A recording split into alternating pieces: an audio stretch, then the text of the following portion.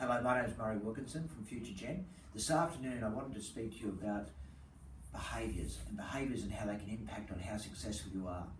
Recently, as many of you are aware, I attended the Morningstar conference in Chicago, and I was very lucky to actually attend a presentation given by Sarah Newcomb, who's a leading psychologist and economist on managing people's behaviours.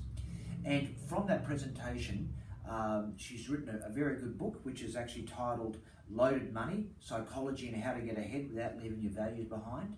And today, very briefly, I'd like to talk about some of the things I learned, and essentially I'll be writing this in my blog with more detail if you wish.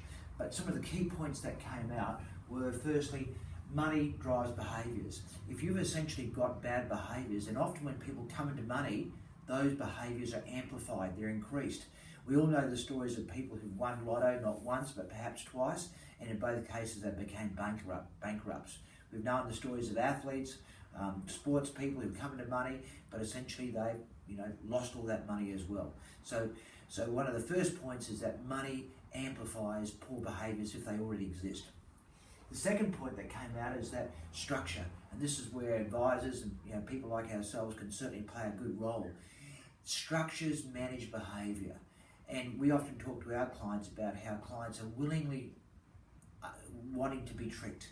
So they know that the structures are helping to manage their cash flow, and by doing so they're getting a better outcome. But the key point is to design, to modify and build those structures which will direct the right type of behaviours they're seeking. So that's another key point. Often in financial literature you hear about this, is it a need versus a want?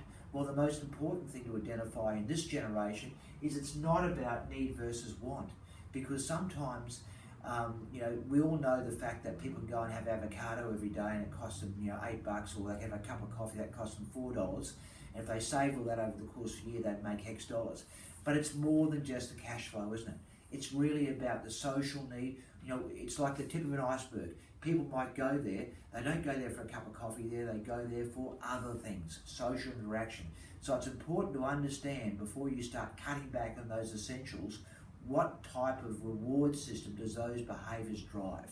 And that's the psychology behind it.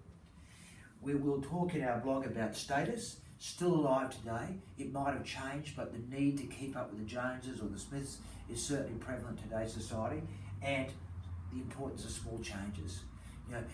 Behaviours in terms of the psychology of finance don't happen quickly. You've got to ease in bit by bit.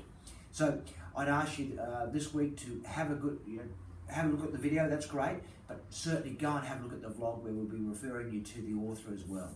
Thanks for your time this afternoon.